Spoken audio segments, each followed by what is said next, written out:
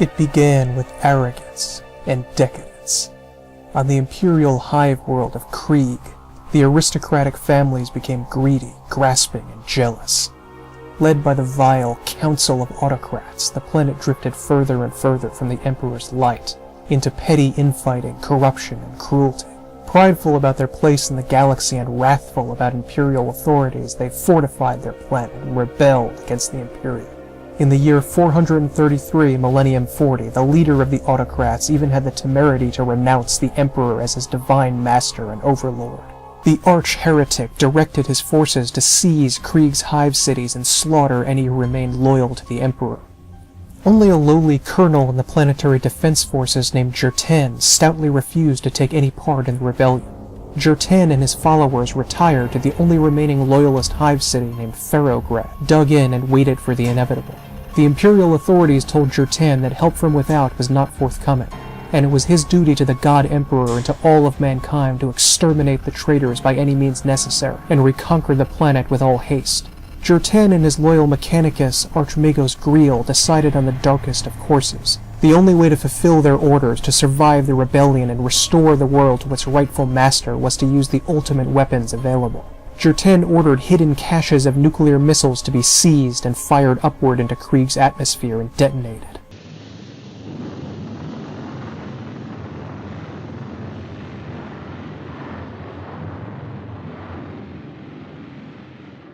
In one of the countless billions of galaxies in the universe lies a medium-sized star, and one of its satellites, a green and insignificant planet, is now dead. The nuclear holocaust took the traitors by surprise and killed billions of them in the open. The world of Krieg became and remains to this day a man-made death world, choked with radioactive poison and uninhabitable without rebreathers and environmental protection suits. The odds were significantly even by this terrible genocidal act, but the traitors were far from broken. The war continued for almost 500 standard years. War was fought by generation after generation under a sky pulsing with radioactive fallout, onto an Earth pitted with countless trenches, millions of miles of barbed wire and concrete bunkers. Jerten eventually died, but his legacy of the most stubborn defiance remained. The Loyalists of Krieg fought the most grueling battle of attrition in Imperial history, until their traitorous foes were wiped out to a man and the planet was theirs once again. The blighted world of Krieg finally returned to the Imperial fold in the year 949 Millennium 40. To the shock of everyone, this seemingly broken world immediately furnished 20 regiments fully trained, equipped, and ready to die for the Emperor. Over the course of the Civil War, the society of Krieg had transformed to match the new landscape. Though given every reason to give up and die, the people remained industrious, hard-working, and disciplined. The war had destroyed the stain of treason and given birth to the most feared and grim of Imperial Guard regiments, the Death Korps of Krieg.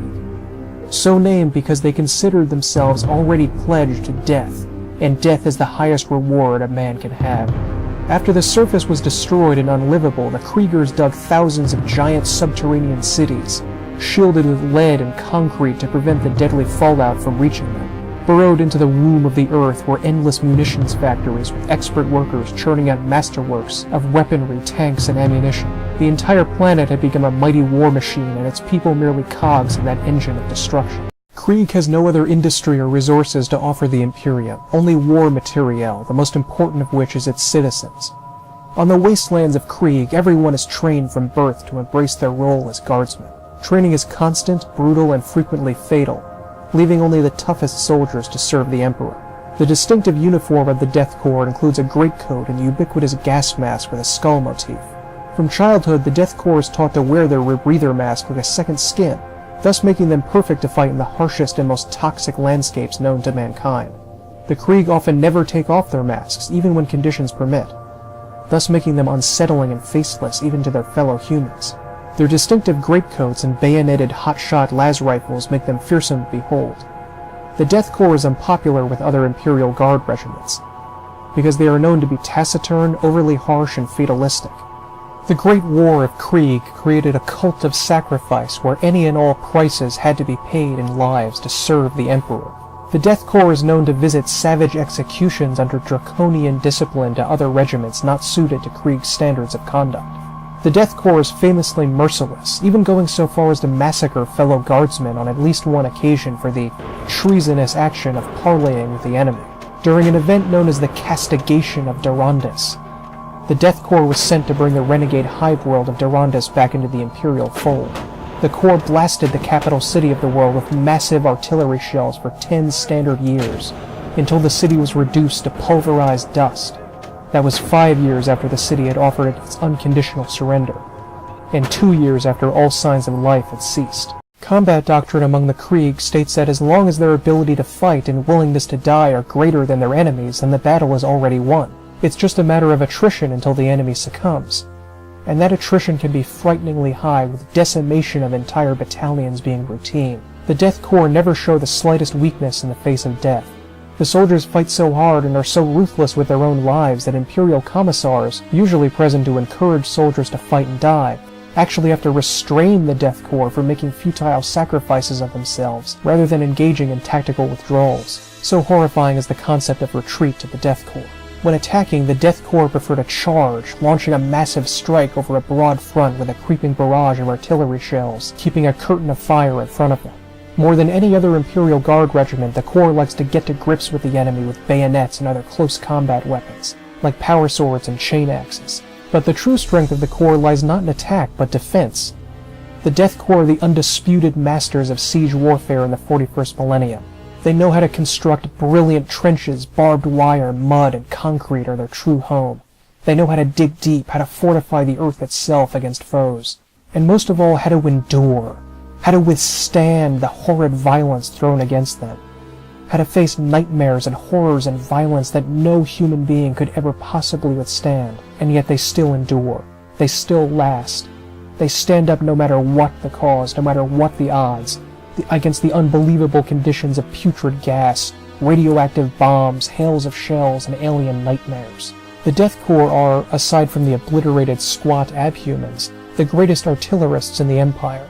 Their tactical doctrine often involves enormous cannon like bombards and the Colossus siege tank to wreak slow, unavoidable, and total destruction on their enemies. Mortars are a favorite weapon in the Death Korps as they launch incredible raids against their enemies across no man's land. Perhaps the greatest test of the Corps' mastery of siege and trench came during the Battle of Vrax, a brutal campaign of attrition in a labyrinth of razor-coated earthworks separated by a no-man's land blasted into a moonscape.